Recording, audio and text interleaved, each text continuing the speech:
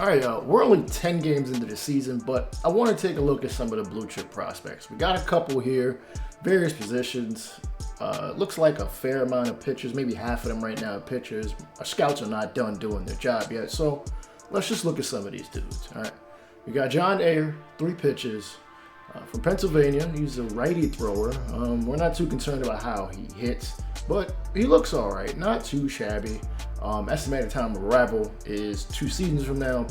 We'll see how things play out. We do have, I believe, the 3rd pick in the draft, so we're going to be up there. We're going to get somebody of quality here at the top of the draft. Next guy is Rob Fleming, a closer who, I mean, if you've seen the last episode or any of the previous episodes, or hell, last season, you saw that closing out games is not our strong point. He's got, solid per nines across the board. He's 22 years old. I like his pitch repertoire. He's got a fastball and he tunnels the cutter with the slider, and there's a changeup in there for good measure. All right. Next is Jeremy Corbin, 18 years young. His 2 pitches at the top of his repertoire are the cutter, the slider, a circle change to back that up. A sinker is his 5th pitch, and he throws a curveball in there for good measure. He doesn't throw that hard, but if he's effective, then that's a great thing. He's only 18. His estimated time of arrival is 3, 4, 5, 6 seasons from now, so he's gonna have a lot of time to develop if we think that he is our first pick. Next up is Joe Corson, who already has 70 contact against lefties as he's fully scouted. That's all the blue chips. He's got adequate power, so he might be able to get some bop out there. From California, major league level vision. Fielding is okay. His speed is above average, I guess you could say. His hot zones seem pretty good. He's a whole field hitter. He very well could be, a top pick for us as Eduardo Escobar is getting older. Next up, they've got Corey Chavez from Texas. Hard throwing righty closer. 97 on the 4-seam, 95 on the 2-seam, a slider coming in at 90. That is just some devastating stuff. His hit and K per 9 are good enough to really be in the majors right now. He will need to work on his walks per 9. His velo is top notch. Home run per 9 is kind of but he's a closer, so you're not expecting him to see too many batters. All right, next up we got Joe Egan. 80 potential. They're saying he's going to be the real deal. His hit and K per 9 are going to need some work.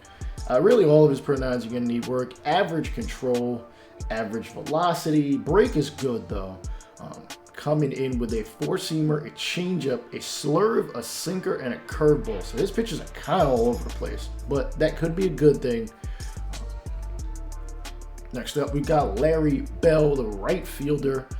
Right field isn't necessarily a position we need. Hell, outfield in general isn't a position we need. We've got a couple of guys there in, the minors. But in baseball, you're not really going to go after, a position in need. You're going to go after best players available usually because you never know who's going to pan out. He looks pretty average across the board from Arkansas. Plays all the outfield positions. He's a pull hitter, not very fast. He's all right. His estimated time of arrival will be a couple seasons from now, so I'm not exactly sure what they see that we don't. Next up is Emilio Machado from Cuba. He also plays all the outfield positions. His hitting is going to need some work. His best attribute is his speed, as he does steal bases at an above average clip. Fielding is okay. Again, I'm not sure what they see. Maybe it's just the A potential is that 80 is the top you can get as far as potential is concerned on the 20-80 scale. What that translates out to when you go 0 to 99 is a whole other story we'd have to see. Next up, they've got center fielder Bo Reeves, who looks like a slightly better hitting player and a better fielding individual, as well as being faster than the previous guy. He does play all positions as well. He hits the whole field. 18 years old. I guess his potential is why he's a blue chip. All right, next up, they got Sean Wilder, lefty throwing starting pitcher from Missouri.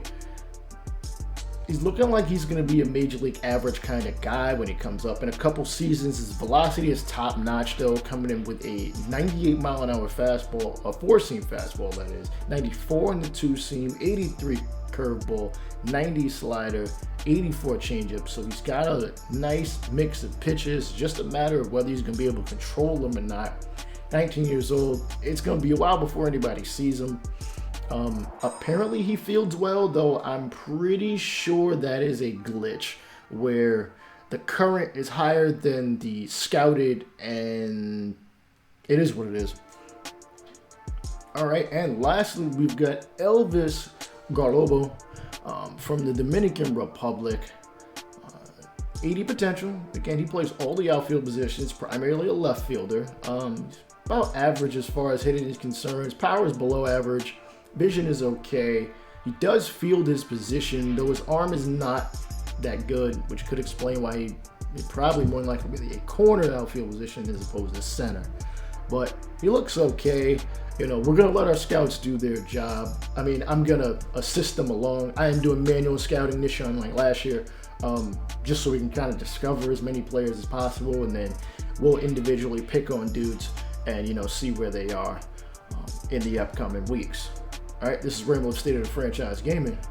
Peace out.